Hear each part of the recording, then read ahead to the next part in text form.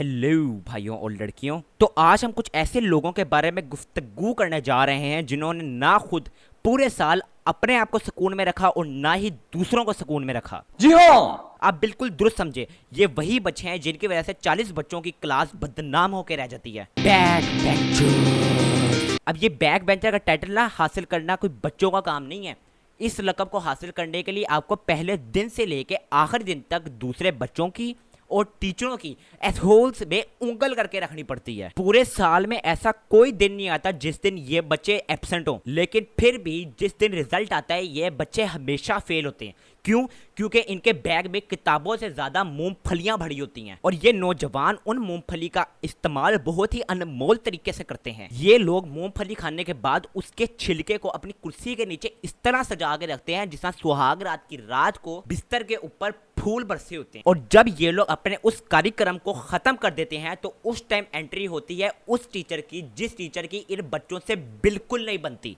और मस्त फेंटी लगाने के बाद जब वो टीचर इन बच्चों को कहते हैं ना कि तुम जाके इन मूंगफली के छिलकों को एक एक करके बास्केट में फेंके हो, तो उस टाइम ये बच्चे उन टीचरों का मुंह इस तरह देख रहे होते हैं जिस तरह इन टीचरों ने इस बच्चे को सारे बच्चों से पहले सिलेबस लाके हाथ में पकड़ा दिया हो। और ये बच्चे बैकबेंचर्स सर्दियों में खास तौर पर रंगीन जैकेटें पहनकर आते हैं सिर्फ एक टीचर को इम्प्रेस करने के लिए या उनके हाथों कुट खाने के लिए। और फिर जब ये बच्चे उस टीचर से हाथापाई में मुकम्मल होकर वापस आ रहे होते हैं तो कहते हैं कि बस यही हमको चाहिए था कि किसी बहाने तो ये टीचर हमें हाथ लगाए। ये बच्चे क्लास के वाहिद तरसे हुए लोग होते हैं कि जब टीचर क्लास में छुट्टी वाले बच्चों का फाइन लेने आती हैं तो ये बच्चे उनको पैसे पकड़वाते वक्त इस तरह उनकी आंखों में आंखें डाल के घूरे पाते हैं कि जिस तरह रात के पैसे मुकम्मल ना हुए हों। पता नहीं ऐसी बात क्यों है, लेकिन इन बच्चों की अपनी क्लास में किसी एक ना एक टीचर से बिल्कुल नहीं बनती। और वो टीचर अगर इन बच्चों को जिबा भी कर दें फिर भी ये लौंडे अपनी हरकतों से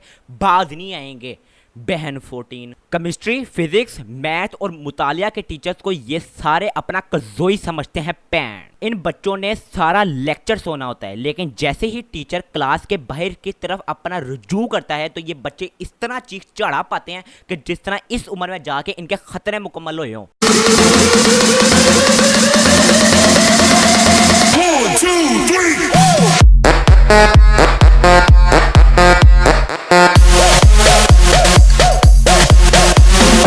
ये बच्चे अपनी मैथ की कॉपियों के पेपर फाड़ के और उन पेपरों की गेंदें बना के पंखों पे इस तरह मारे होते हैं जिस तरह वो पंखा नहीं कि मैथ का टीचर हो। तो यार बस मैं एंड पे यही कहना चाहूँगा कि hand off to that child, क्योंकि उन्हीं बच्चों की वजह से हमारा जो पूरा साल होता है एक क्लास के अंदर वो यादगार बनता है।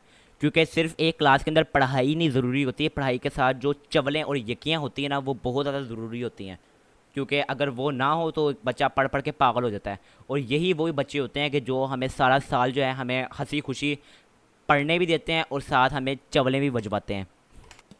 तो अब आप लोगों का काम ये है कि आपने नीचे कमेंट्स के अंदर अपनी क्लास के उन बच्चों को टैग करना है कि जो कि आपको क्लास के अंदर सुकून का सांस लेने नहीं देते थे।